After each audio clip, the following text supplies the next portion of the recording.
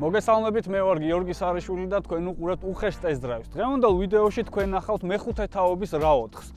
და აქ არ იქნება შენელებული კადრები, იმიტომ რომ ამ მანქანას არ ჭირდება ეგეთი კადრები. კონკრეტულად ეს ავტომობილი არის 2019 წელს გამოშვებული. ერთი კვირის წინ ერთი წლის იყო. ჩვენ გვაინტერესებდა საშუალო ოდნავ დაბალი ოპციების ავტომობილი როგორი იქნებოდა. ვინაიდან $23,000 დაახლოებით $23,000 იღებს ცენტრში სულ ახალი ეს ავტომობილი. მაგრამ ეს არ არის ცენტრის ავტომობილი, ზოგადად ცენტრები გვერიდებიან ხოლმე, რატომღაც ვაშინებთ ცენტრებს და ვერ წარმოუდგენიათ ავტომობილზე რომ მინუსი ვთქვათ, ამ თლიან ავტომობილზე არა, პატარა მინუსები რომელსაც აქვს მაგაზეს უარს იძახიან ხოლმე.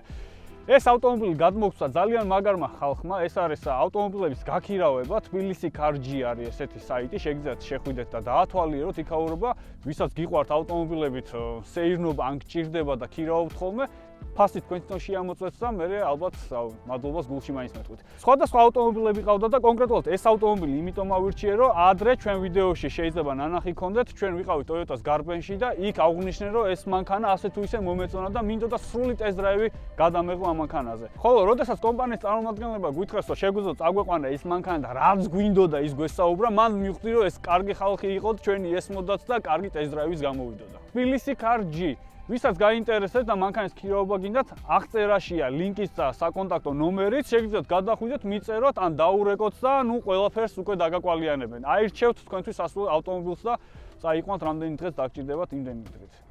რას გვთავაზობს Toyota $23,000-ში? რა თქმა უნდა, ბევრი კომპლექტაცია არსებობს, სხვადასხვა ძრავები არსებობს, არსებობს ჰიბრიდები, არსებობს შიდაწვის ძრავები, არსებობს 2 დანოლები, 2 და 5-ები, 4-ვე წამყვანით, 6 სიჩქარიანი, 8 სიჩქარიანი, 9 სიჩქარიანი გადაცემათა კოლოფებით.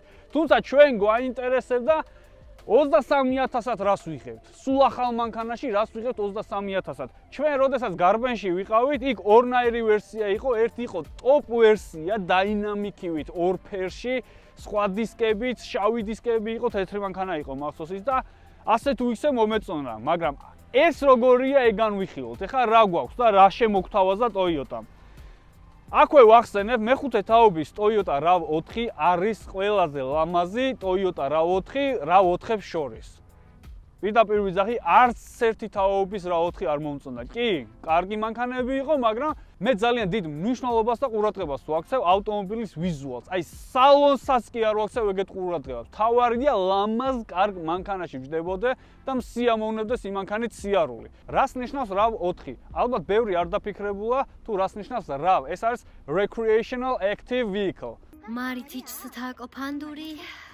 ცხვირი ძალიან აგრესიული და სიტყვა რაღაც უკვე რაღაცა თითქოს გავცვით, ბრუტალური მოვიყვანოთ ისე 2021 წელს პირველი ბრუტალური სიტყვა ითქვა.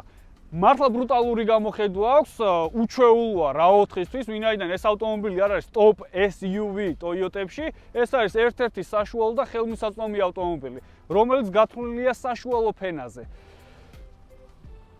რა თქმა უნდა, ფარებშიც გვაქვს სხვაობები, არსებობს ტოპ ვერსიაზე ცოტა სხვანაირი ფარებია, უფრო დახვეწილი და უფრო აგრესიული და ლამაზი. ჩვენ შემთხვევაში არის სტანდარტული ფარი, რომელიც მოყვება შედარებით დაბალ კომპლექტაციის RAV4-ს. დიდი უზარმაზარი ცხაურა, თავისი დიდი ლოგოთი და ლოგოში იქნით პატარა დითეილინგიცაა გაკეთებული, წერტილები აქვს ესეთი ლამაზი, შორიდან ლამაზია, ახლოს რომ მიდიხარ, ხვდები რომ მორჩენილი პლასმასია, მიწებებული, დადერკული, მაგრამ თლიანობაში კარგია. თავარი რაც მინდა აუგზნო, შავი ფერი დიდრულობაზე ხას უსვამს, იმიტომ რომ შავ ფერში ბევრი ისეთი დეტალი იმალება, რომელიც შეიძლება ცუდად ხვდებოდეს თვალში. ამიტომ დაბალი კომპლექტაციის ავტომობილს, როდესაც ვყიდულობთ შავს, ის პატარა მოჟმოტილი ჩვენი თანხა არ ჩანს, ნაკლებად ჩანს. ამიტომ შავი ფერი ძალიან უხდება და მომწონს. Toyota მეტყობა ურუსი ნახა, Lambo და თქვა რომ მოდი ეგეთ კრილობი ჩვენც გავაკეთოთ. მე რა რომ ძვირიანი მანქანა არ იქნება, მაგრამ გავაკეთოთ. ესეთი ოთხკუთხედი არკა აქვს, როგორც სპორტულ SUV ურუს, სხვათა შორის ახალი ტრენდია, ბევრ ავტომობილზე უკვე გამოდის ესეთი ოთხკუთხედის სტილის არკების, დისკის. ჩვენ შემთხვევაში ამ კომპლექტაციას მოყვება 17-იანი, 1.17-იანი დისკები, 17 დიუმიანი დისკები. ნორმალურად გამოიყო, ცუდია. ეს დისკებიც რომ შავი ყოფილიყო, წარმომიდგენია ბევრად აგრესიული და მდიდრული გამოჩნდებოდა ეს მანქანა. თუმცა დისკების შეღება პრობლემა არ არის და ვინც იაფად შეიძეს ესეთ RAV4-ს, შეუძლია მარტივ დისკების შეღებოს და ბევრად მაგარ ვიძეყავდეს თავისი ავტომობილი. კიდე ახალი ტრენდი, რომელიც მინდა აღვნიშნო, ეს არის ორად გაყოფილი სახურავი და უკანა ჩვენი კრილო. ახალი ტრენდია, თუ არ ვწდები, Range Rover-მა დაიწყო ეს ტრენდი, მაგრამ დღესდღეობით ძალიან ბევრ ავტომობილს აქვს ესე, ორად გაყოფილი და ჩემი აზრით ერთი დადებითი მხარე კიდე ვიზუალის გარდა აქვს ის, რომ თუნდაც დაზიანების შემთხვევაში არ გიწევს თლიანი რაღაც სახურავიანად გადასვლა და გადმოსვლა და იქ პერეხოდის გაკეთება, პირდაპირ ამ დეტალს თუნდაც ძალიან დაზიანებული იყოს შეცვლი, ან ამ დეტალს გააკეთებ და უკვე გაქვს ის ხაზი, სადაც გაყოფილია და აღარ გიწევს რაღაცეების ზედმეტი მუშაობა, რომ ავტომობილი დაამსგავსო პირვანდელ სახეს. ასევე რა ვოთხი გვთავაზობს სხვა ვერსიებს, როგორც აღნიშნე, სხვა ოფციებს და იმ სხვა ოფციებში ერთ-ერთი ოფცია არის, რომ ორფერშია ავტომობილი. ანუ ავტომობილი თუ არის თეთრი, შეიძლება შავი სახურავი კონდეს და ზუსტად ის შავი სახურავი თავრდება აი აქ ზოლზე და ძალიან ეფექტური და ლამაზია. რაც აღნიშნე, რომ ალბათ თუ არ ვწდები რეინჯის დაწყებული იყო ეგ. ბევრ რეინჯს აქვს ესე გაყოფილი Evo X თუნდაც. უკანა მხარეს ძალიან ბევრი ვილაპარაკეთ მაშინ წინა ვიდეოში, მინდა გავიხსენო ის ვიდეო. იმენა უკნდა რომ უყურებ ამ მანქანას, რატომღაც შთაბეჭდილება რჩება, აი რატომღაც არ ვიცი, შეიძლება ვწდებოდე. პირველ თავში რაც მომდის, რომ შევადარო სხვა ავტომობილს, ეს არის SRT, Grand Cherokee ჯიპი. რატომღაც თითქოს იგივეა რა, ანუ SRT ცოტა იაფიანი ვერსია არის. ეს ფარები, უზარმაზარი ფარები, რომელიც აყენია, ბევრად განსხვავებულია და ისევ იმას გავუმეორდები, რომ ძველ ამის წინა RAV4-ს, მეოთხე თაობის RAV4-ს, რომელიც ბოტას გავს, ამ შემთხვევაში ბოტას აღარ გავს და ეს ფარების მომწვა სრულ მთლიან დიზაინში. მშვენიერია, მაგრამ დიზაინი მაინც Toyota-ს მომხმარებლებისთვის არც თუ ისე პრიორიტეტი არ არის, ამ დიზაინს არ არჩევენ. Toyota-ს მომხმარებლები ფიქრობენ ყოველთვის პრაქტიკულობაზე და გამძლეობაზე და რა თქმა უნდა, Toyota ცდილობს, რომ ეს ყველაფერი გაყიდოს იაფად. ეგ არის მთავარი მაგათი ამომავალი წერტილი. მოდი ჩავიხედოთ საბარგულში. დაბალ კომპლექტაციის ერთი მინუსი, გასაღებზე არ გვაქვს საბარგულის გაღება. ამ ღილაკით ვერ ვაგებთ და ანუ გასაღებიც არ არის სტარტ-სტოპით რა, ანუ ჩვეულებრივი სტანდარტული ძველი ის დაატრიალოთ და იქ ოკეია ეგ გასაღები გვაქვს.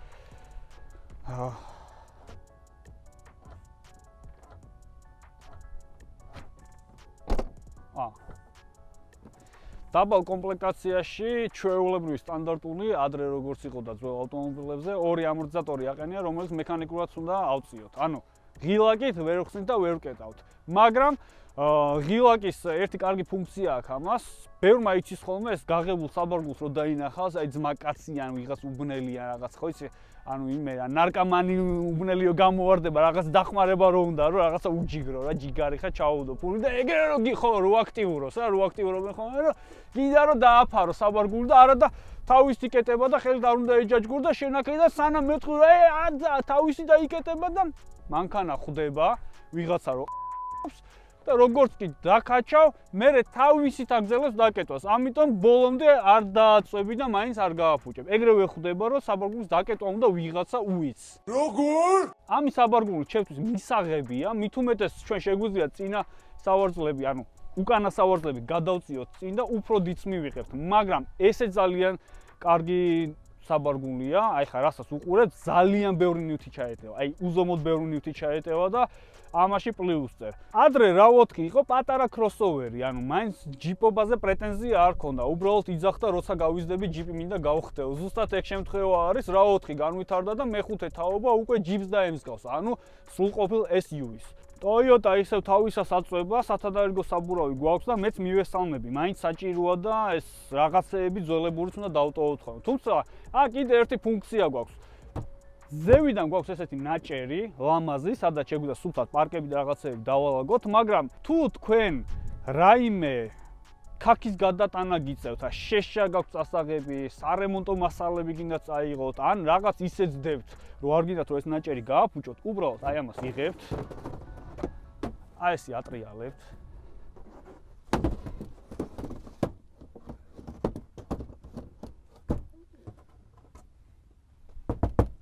პლასმასია, ისეთი პლასმასია, რომ აი ვერც გადაადნო. ამიტომ თამამად შეგიძლია ნებისმიერი მასალა შეაგდო, ისე რომ იცი არ დაგიზიანდება ეს საფარი. მე მარტივად ამ პლასმას წყალს ტილოს გადაусმევ და ისევ სუფთა იქნება. და ჩვენ ლამაზ ნაჭერს დავაბრუნებთ უკან.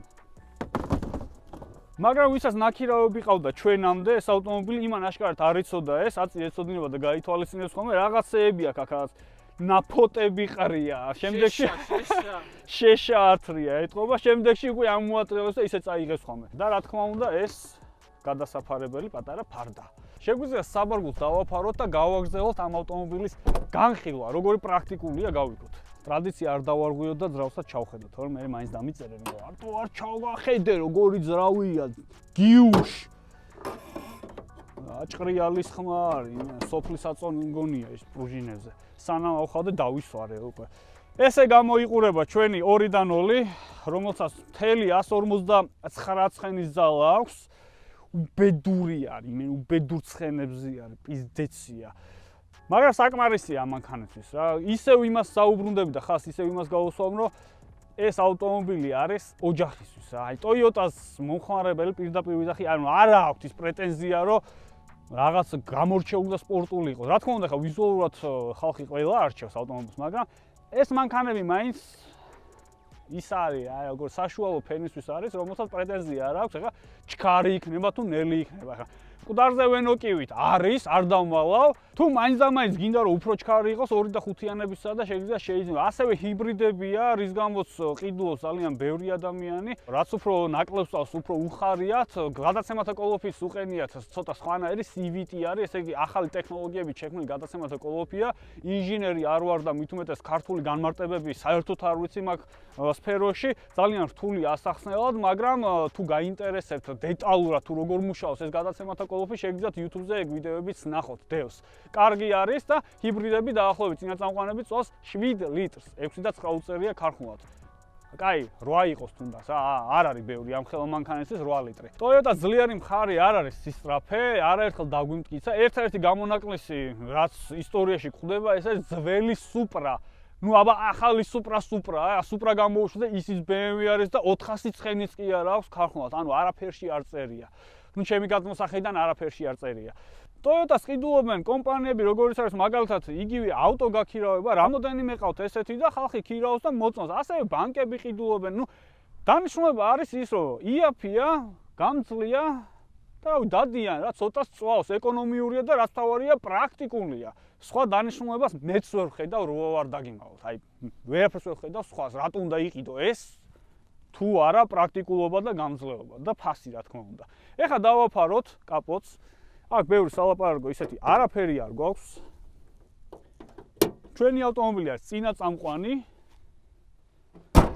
იმას ნიშნავს, რომ ნახევრად ჯიპია. მე ყველა წინა წამყვან დიდ მანქანაზე ვიძახი, აი ნახევრად ჯიპია. რა ბოლომდე ვერ გაიზარდა რომ ჯიპი გამختارიყო. მოდი უკანა სავარძლებით შევამოწმოთ, როგორი ტევადობაა ვნახოთ. მაგრად ცივა, მაგრად.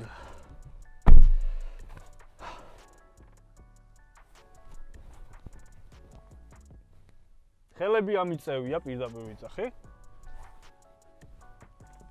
ჭერი საკმაოდ მაღალია და წინა სავარძელსაც არ ვეხები. სწორედ რო ვზივარ, თუნდაც ქვევით ჩაწეული არ მაწუხებს. აი არ მაწუხებს. მართლა, ანუ უკან არის, ანუ უკან წუწუნი არ უნდა გავიგო ამ მანქანასთან დაკავშირებით სივრცეზე. დიზაინზე წინ დავიწყებ საუბარს, ვინაიდან ვიზუალურად ლამაზია, მაგრამ ძალიან ბევრი მინუსი აქვს ინტერიერში ამ ავტომობილს. შეგვიძლია გადავიდეთ, თან დავკოკოთ და თან ცოტა გავიაროთ.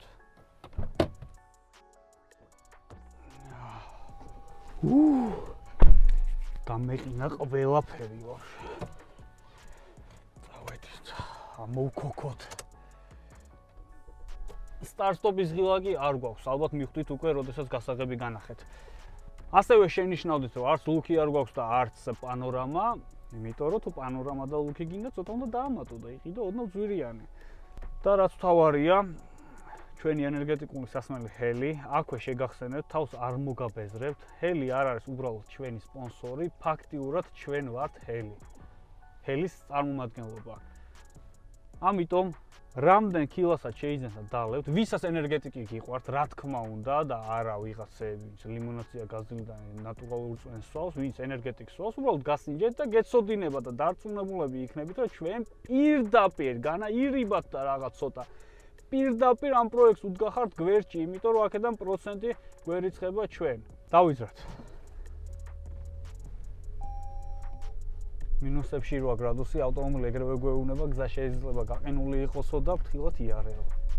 არის ის ვიზუალურად, აი რასაც უყურებ, ყველაფერი მომწონს, ერთ-ერთი მონიტორი არ მომწონს ვიზუალურადაც, ფუნქციებზე აღარ ვსაუბრობ, აი ვიზუალურადაც, ეხლა რო უყურებ ამას, ძიშოვით შინური რადიოები რო შემოვიდა მოდაში, მანქანებში რო აყენებდნენ ხოლმე და იქ რაღაც DVD დისკებს რო რთავდნენ ხოლმე, თავის დისკებით რო დადიოდნენ, მანქანაში ფორსаж უყურებდა ხოლმე ხალხი და აი აქედან დიდი ანტენა რო ამოდიოდა, ზუსტად აი როგორ გითხრათ, ვერ განვასხვავებ. აი რო არ ვიცოდე რომ ეხლა Toyota-ში ვზიო და სხვა მანქანაში ვიჯდე, მეგონებოდა რომ ვიღაცა მიყიდა სადმე ბაზრობაზე, ტექნიკაში შევიდა 130 ლარად გამოიტარა და დადო რომ ღამე რაღაცა რო გაჩერდება სადმე ფორსაჟი ჩართოს, ან ციომნად პორნოები.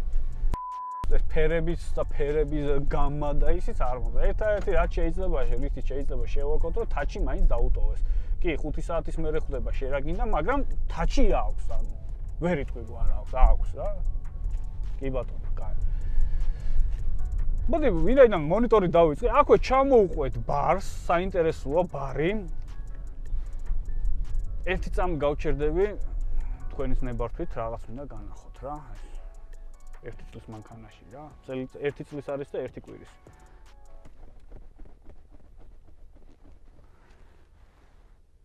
თავისი ამორტიზაცია აქვს, მიხვდით ახლა აქ რა ხდება, ანუ რომ დადიხარ ცუდ გზაზე რა, თავისი ამორტიზაცია აქვს ამ ბარს და თვითონ მოძრაობს. ანუ მანქანა რომ მარცხნივ იხრება, ბარი მარჯვნივ იხრება. ფეხს რომ მიადებ, შეიძლება მგზავრს ფეხში გაარტყა ბარი. ბარში რა გვაქვს? ერთი დიდი უჯრა გვაქვს ესეთი სათავსო, რომელიც ღია სათავსო არის. პირდაპირ შეგვიძლია ტელეფონი დავაგდოთ აქ, wireless charge არ გვაქვს, იმიტომ რომ იაფიანია. გვაქვს რა თქმა უნდა ეს ჩვენი ეგრეთ წოდებული პრიკური ვაწელი, რომელსაც შეგვიძლია დამტენი შევაერთოთ. აქ პლუს კიდე ერთი შესაერთებელი გვაქვს USB-ს და AUX-ის. დიდი არაფერი ისეთი განსაკუთრებული და მთავარი სათავსო გვაქვს აქ. უჯრა, აქაც იგივე ქართულად არც იცი რა ქვია, პრიკური ვაწელი გვაქვს. ორი ჭიქით ჩასადები, სადაც ერთში ჰელი გვიდევს. სხვათა შორის როგორია, იცი? თან მომწონს, თან არ მომწონს, იმიტომ იმდენად ახლოს არის ბერკეტთან და ხელის დასადებთან, რომ ახლა ჭიქა გიდევს, რა შეიძლება ცოტათი ხელი შეგვიშალოს, მაგრამ მაგაზე ცოტა იფიქრეს და ოდნავ ღრმა არის, ანუ ძალიან ზევით არ უნდა ამოდიოდეს. თუ რაღაც არასტანდარტული დიდი XXL რაღაც ჭიქა არ გვიდევს. აქ გვაქვს ჰოლდი, ესეც მინდა განახოთ, ამ კომპლექტაციაში შედის ეს ჰოლდი. ჰოლდი სხვათა შორის მე ძალიან მომწონს, კარგი ფუნქციაა ეგ ავტომობილის თანამედროვესი. როდესაც ჰოლდს ვირჩევთ, ჩვენ რო ვაჩერებთ ავტომობილს, თვითონ გიმუხრუჭებს ავტომობილს, ანუ ტორმოზი აღარ არის საჭირო ფეხი გედგას, ანუ მუხრუჭზე სულ ესე არ უნდა გქონდეს. სასავში რო ხდები ერთს რო გააჩერებ, თავისით გააჩერებს ავტომობილს და შენ ელოდები, ოდის აინთება, მწვანე აინთება, ერთ გაზ დააჭერ და წახვალ. ბევრი ვერ ხდება ხოლმე მაგას, რატო არის კომფორტული, მაგრამ ვინც ავტომობილის ბევრს დადის და გადაადგილდება, საკმაოდ ისეთია რა, უფრო საშუალებას გაძლევს და დაისვენო და არ ხარ დატანჯული და სულ ესე დაძაბული არ ზიხარ. მე პირადად მომწონს ეგ. ეკო, ნორმალი და სპორტი. ეს რეჟიმები რატო გვაქვს საერთოდ არ ვიცი, იმიტომ რომ თუ ამ მანქანას ყიდულობ 2-დან 20 და თან წინა წამყვანს და იმაზე ფიქრობ, რომ ეკონომიური უნდა იყოს, რა თქმა უნდა, ალბათ სულ ეკოთიური, ხო? ეხლა როგორც ჩვენ დავდივარ. სპორტს როდესაც ვაჭერთ, ავტომობილი წითლდება, ჩვენი გამოსახულება და ცდილობს რომ უფრო ჩქარი იყოს, მთელი თავისი 159 ცხენით. ალბათ ერთი ცხენი ემატება იმ აბაროტებში, ერთ გარტყმებინია ბრუნი. ხმა ისმის კაცი არ ჩანს, როგორც ქუხს ისე არ ელავს თუ პირიქით, ერთი სიტყვით რა, აზრი არ აქვს, ისევ ეკოზე გადმოვხდო და ვიაროთ ეკოთი. გამწვანდა ეგ ყველაფერი, ნორმალში რაფერები გვაქვს ცისფერი რა თქმა უნდა. ყველაზე კარგი ეს არის 4 ზომა მკერდი აქ ორი, აი ესეთი რეზინის, რომელსაც გინდა რომ სულ ეთათუნო, ესე იგი რა ხდება? მარჯვენა არის ტემპერატურის მომატება, დაკლება და მარცხენა არის ზოგადად დაბერვის მომატება და დაკლება. ამ კომპლექტაციაში რაც არ უნდა გასაკვირი იყოს, გვაქვს ორივე წინა საორთლის გათბობა. ეს არის დაბალი, ანუ ცოტათი ოთდება, თუ ზედაც დავაჭერთ, ანუ ჰაიზე უკვე ეგრევე რო ცხელდება. დილით რო ჩამოდიხარ მანქანაში და -3 რო არის და მიყინული რო ხარ ყველაფერზე, ეგრევე დააჭერ და რაც შეიძლება მალე გაგიწოს. და ეს მოცურების საწინააღმდეგო ღილაკი აქვს უზარმაზარი. აქვია რა, ვერ დაკარგავ, ერთი დიდი ღილაკია, მანქანა ხატია მოცურებული. მაგრამ არ მინდა გამორჩეს ამ ავტომობილის ტორპედო, რომელიც მართლა ამაზად გამოიყურება და ამავდროულად რბილი მასალისგან არის შეკერილი. ანუ ტყავი აქვს ტორპედოზე გადაკრული. სიმპათიურია, განსხვავებული გრილი აქვს, საიდანაც ფეჩი გვიბერავს, მართლა ლამაზია, აი იქით გიო შენთან კარგად გამოჩნდება უფრო, იქ რაღაც სხვანაირია, რომელიც დიზაინში, მთლიან დიზაინში ზის. ავტომობილი არის რაღაც წვეტიანი კუთხეებით, ანუ მოოთხკუთხედო დეტალებისგან არის გაკეთებული, ანუ დამრგვალებული დიზაინი არ აქვს და სალონში ზუსტად მაგას ხედავ, რომ აი ეს იგივე გრილი, ფეჩის ოთხკუთხედია სიჩქარეების გადასართველი კოლოფი. ასევე ჩვენი კარის აბივკები ოთხკუთხე დიზაინშია, რომელიც ძალიან ლამაზია. აი მართლა ლამაზი არის და ეფექტურია. თუმცა თქვენ ვერ ხვდებით რამდენად სუდი ხარისხია. აი რამდენად სუდი ხარისხი. ანუ ერთის მხრივ ხო კაია და ლამაზია და ხო ვიდეოს უყუროთ მოგწონთ რომ ვოუ რა მაგარი დიზაინი აქვს და რა კაი გადასვლები აქვს. მეორე აი შეხებაც კი არ მინდა. ესეთი სუდი აი ესეთი ხმა რო გაქვს მანქანაში, აი ეს რო გაქვს, აი როგორ შეგზება ვიცი? ზღვაში რო ჩააგდო, ეს მანქანა არ ჩაიძირება, იმდენი პლასმასი აქვს. აი მანქანა არ ჩაიძირება, სულ პლასმასია. არ ვიცი, ეს საშინელებაა, მაგრამ ლამაზი. კიდევ ერთი ღია სათავსო აქვს, საკმაოდ გრძელი, აი ეს. დიდხანს ფიქრობდით, რა შეიძლებოდა რომ დაგვედო მანდ. და ბოლოს მივხვდით რომ ტელეფონი შეგვიძლია დადო, ან ნებისმიერი სხვა ნივთი უნდა დადო და ეხლა გეტყვით რატო შეგვიძლია რომ დავდოთ. ამ მანქანას ისეთი ცოტა ცხენი აქვს და ისეთი აჩქარება აქვს, რაც არ უნდა დადო, იქ გაზის ჩაჭერის დროს მაინც არაფერი არ გადმოვარდება. მაგრამ მოდი აი ტარების სტილზე გადავიდეთ რა, იმ ემოციაზე, იმ კომფორტზე და ამ ყველაფერზე. დინამიკაზე ამ ავტომობილის ტარებს, აი რა გააკეთა Toyota-მ რომ ჩვენ შევაფასოთ. აი რა ემოციებს გადმოვცემს, ხო? ნუ კაი, გავიგეთ, რომ ჩქარი არ არის და ნელია, კი ბატონო. ისიც ვახსენეთ, რომ ამ მანქანას ისწრაფე არც ექნებოდა, იმიტომ რომ ამის თავარი დატვირთვა არის ეკონომია. რეალურად ინტერნეტში რო ჩაუждეთ რა ოთხებს, ამ მეხუთე თაობის რა ოთხებს, იმდენაირი ვერსია არსებობს და ყველა ქვეყანაში სხვადასხვანაირია, ყველა ქვეყანას სხვადასხვა მოთხოვნა აქვს. ჰიბრიდის მარტო 4 ვერსია არსებობს, ესეთი კოლოფით, ესეთი იმითი, წინა წამყვანი, 4-ვე წამყვანი და ასე შემდეგ. ანუ ყველა ქვეყანას თავისებურადაა მორგებული რა. და მაინც როგორ დადის ეს მანქანა? რაც უნდა გასაკვირი იყოს, საკმაოდ კომფორტულია, ანუ საკმაოდ რბილად დადის. ცოტა დამღლელია ეს ძრავი რო არ მოყვება, მაგრამ სირბილე, ეს სიხისტი ამ ავტომობილის ქალაქში, აი რავი, მე თვითონ გამიკვირდა, არ ველოდებოდი, საკმაოდ კომფორტულია რა, ის სირბილეც აქვს, საჭეს გემორჩილება, კარგად დაყვება, ავტომობილი არ ყანყალებს და არ ქანაობს იქით-აქეთ. რავი, არეალი სივრცე კარგი აქვს რა, კლასიც არის ეს ავტომობილი, იმ კლასისთვის მისაღებია. მეც ეს მანქანა ვერაფერს ვერ ძლევს, იმიტომ რომ Toyota ძალიან ბევრი SUV ყავს, რომელიც არის კონკრეტულად მიზან-მიმართულად გამოშვებული off-road-ისთვის, უგზოობისთვის, ტალახისთვის და ქაქისთვის. და ამ ყველაფერთან ერთად 4-ვე წამყვანს, როდესაც შეიძენთ ამ RAV4-ს მეხუთე თაობის, ცხენის ძალაც უფრო მეტი აქვს, რა თქმა უნდა. კი, ჰიბრიდებიც არის, მაგრამ ნუ მთლიანობაში უფრო დახვეწილია, უფრო ბევრი ფუნქციები აქვს და უფრო ძლიერიც არის. ანუ რითი მართლდება ეს ფასი, ხო? აი ამდენი ვილაპარაკეს და რა გამართლება აქვს. ეხლა ვიღაცა უყურეს და იქ აკაკურეს და რა გამართლება აქვს, ხო? რატო უნდა მოგეწონოს? აი მე გეტყვით რატო უნდა მომეწონოს. აი ტიპი ხარ რა და ოჯახისთვის ან მეუღლესთვის გინდა რომ იყიდო მანქანა, ისე რომ ტვინი არ სერვისებში სირბილით, ბევრი არ გადაიხადო. აქედან გამომდინარე, ცოლიც მეუღლეს იყოს კმაყოფილი, იმიტომ 100 წელი ცოლი SR-ში ამოწევს მანქანას ცენტრიდან რომ RAV4-ს მიუღან, ხო? ეხლა ერთი გასტროლით აგვარებს შენ პრობლემას რა და ცოლიც სულ ახალ Toyota-ს ჯიპზე ზის. მართლდება თუ არა ჩემი თეორიები. და როგორც ყოველთვის ვიძახი ხოლმე, ყველაფერს აქვს თავისი მინუსი და პლუსი. მთავარია ადამიანმა მოირგოს თავის თავზე. მანქანა მინუსების გარეშე არ არსებობს.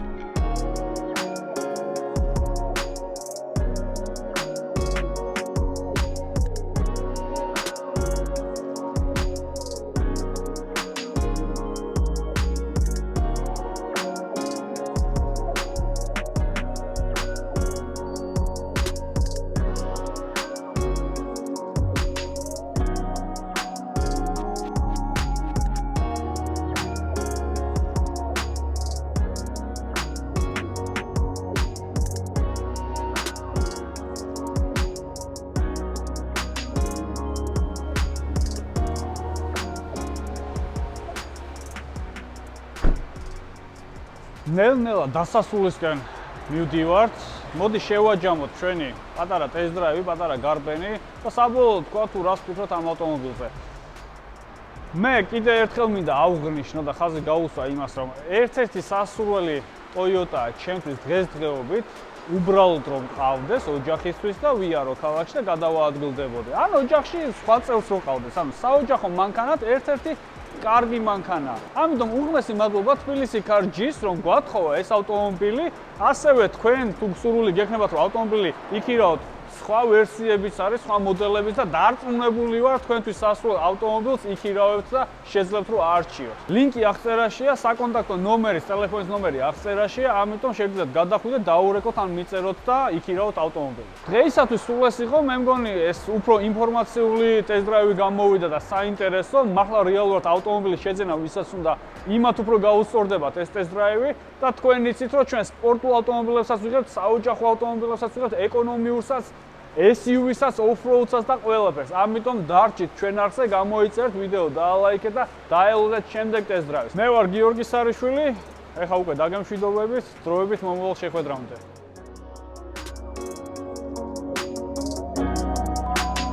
აუ, ცივა, ეს რა მითხარიდო.